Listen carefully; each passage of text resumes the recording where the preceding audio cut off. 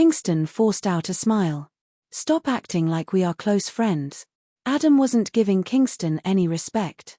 Weren't the Langfords full of themselves just minutes ago? Come on, show me how arrogant you can be. When Kingston heard that, his expression darkened. If it had been someone else who humiliated him today, he would have flipped his lid long ago. However, he just couldn't afford to offend the man standing in front of him. Why aren't you saying anything? Weren't you all high and mighty just now? You even had the guts to bully my friend. Adam pointed at them and hauled them over the coals. Kingston and Lewis dropped their heads, falling into silence. At the sight of that, the guests were stunned.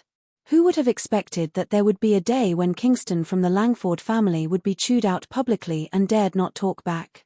It was indeed shocking. What are you waiting for? Kneel down and apologize to my friend now, Adam shouted. This.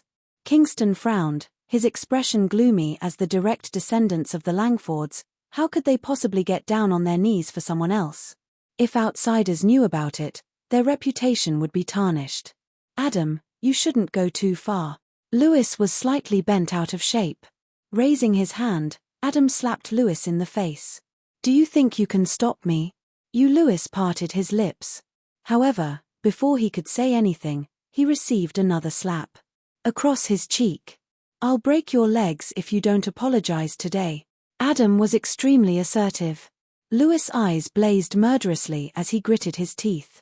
Although he was livid, deep down, he knew that he couldn't afford to mess with such a powerful man. Get on your knees and apologize, Adam shouted again. Just as Lewis was about to yield to them, a majestic voice floated across the air. Adam, don't you think you are going to the extremes by treating my Langfords like this?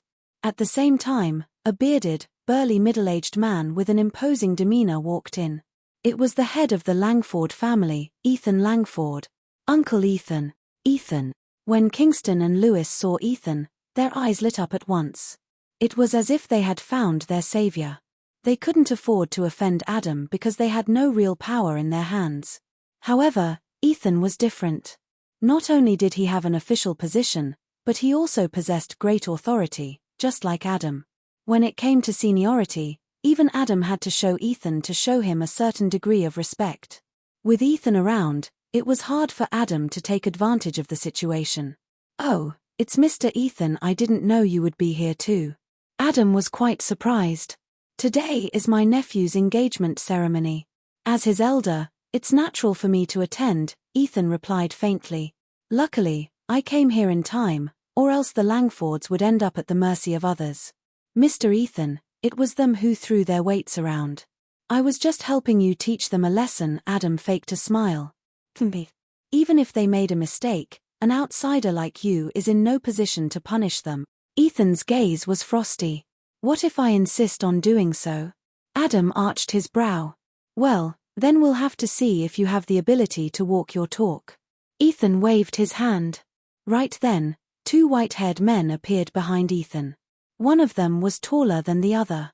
Just looking at their stance, one could tell they were unfathomably powerful. Upon seeing them, even Adam couldn't help but frown.